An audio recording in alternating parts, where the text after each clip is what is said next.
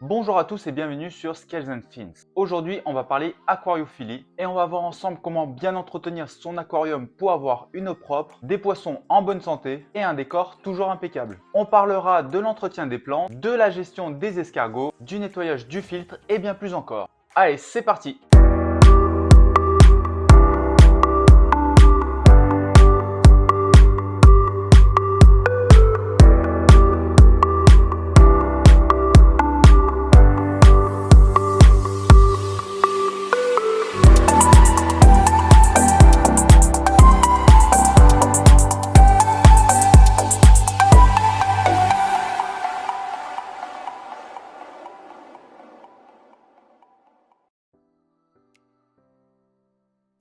Alors, pourquoi c'est important? Tout simplement, dans un premier temps, ça évite la prolifération des algues. Ensuite, ça maintient aussi une bonne qualité d'eau pour vos poissons. Et ça permet aussi aux plantes de pousser correctement. Et enfin, ça préserve les équipements, le filtre, le chauffage, l'éclairage.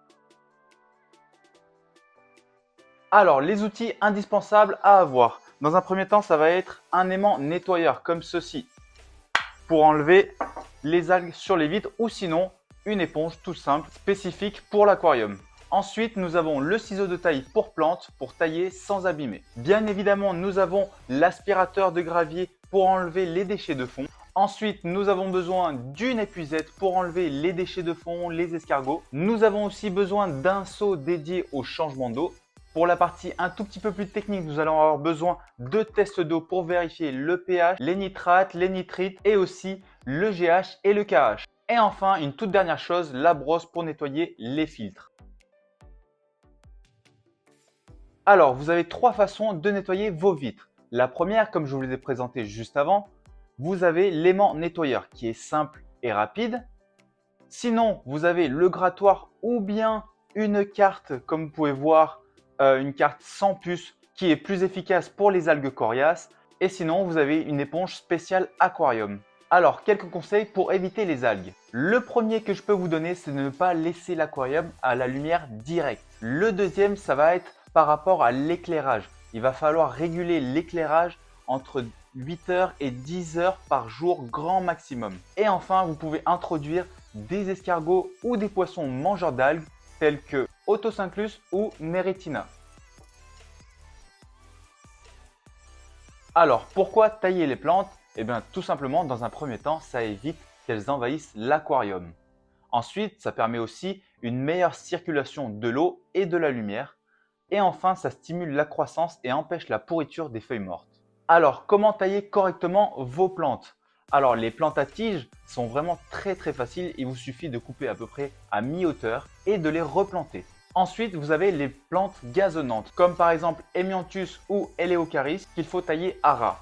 Et enfin, nous avons les Anubias et les fougères, où il faut tout simplement enlever les feuilles mortes. Et petite astuce, ne jamais tailler plus de 30% des plantes d'un coup pour ne pas déséquilibrer l'aquarium. Alors, pourquoi ils apparaissent? On va dire qu'il y a deux facteurs qui vont favoriser ça. Le premier, ça va être qu'il va y avoir trop de nourriture non consommée. Et le second, ça va être l'introduction involontaire via les nouvelles plantes. Comment les limiter? Eh bien, tout simplement, la première méthode, ça va être de le faire manuellement, à l'aide d'une pince ou d'une épuisette pour pouvoir les enlever. Ensuite, vous avez le piège à escargot. Alors, il suffit tout simplement de couper une rondelle de courgette ou bien une feuille de laitue que vous allez mettre le soir au fond du bassin et vous allez voir que le lendemain, tous les escargots seront autour et vous pourrez enlever la rondelle ou la feuille de laitue et vous allez voir que vous avez tous les escargots dessus. Vous pouvez également introduire des poissons prédateurs comme par exemple les botias ou encore les Ananthum helena. Et enfin, la dernière chose à faire, ce sera de réduire la nourriture. Moins de déchets égale à moins de reproduction. Alors, pourquoi nettoyer le sol? Tout simplement pour éviter l'accumulation des déchets organiques. Ça prévient aussi l'apparition de poches de gaz toxiques qui sont très nocifs pour l'aquarium. Et enfin, ça permet de maintenir un substrat sain pour vos plantes. Alors, la théorie voudrait qu'on fasse un changement d'eau chaque semaine, une fois par semaine. Mais si vous le faites une fois toutes les 2 semaines, ça va très bien aussi. À quelle fréquence nettoyer le filtre? Alors, pour les mousses, il faut rincer tous les 15 jours dans l'eau de l'aquarium. Pour les nouilles en céramique, il faut rincer à peu près tous les 2-3 mois. Et enfin, si jamais vous avez du charbon actif, il faut le changer tous les mois. Maintenant, attention, ne jamais nettoyer le filtre avec l'eau du robinet pour ne pas tuer les bactéries bénéfiques. Alors oui, juste avant, vous m'avez vu nettoyer les filtres et les billes en céramique avec l'eau du robinet. Mais par contre, j'ai gardé l'eau dans la pompe pour avoir une certaine dose de bactéries qui restent. Alors, quels paramètres surveiller? Dans un premier temps, on va parler du pH. Le pH doit rester entre 6,5 et 7,5 selon les poissons. Les paramètres suivants, vous n'avez quasiment pas le droit à l'erreur. Ça va être les nitrates NO3 et les nitrites NO2.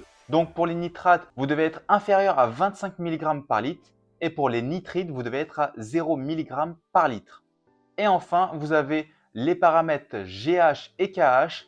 Ça correspond à la dureté de l'eau, mais ça peut varier d'une espèce à l'autre. Alors maintenant, on va parler de changement d'eau. Combien et quand? L'idéal, ça serait de faire un changement d'eau de 10 à 20% du volume chaque semaine. Alors pour faire un calcul très simple, 20% c'est égal à 0,2.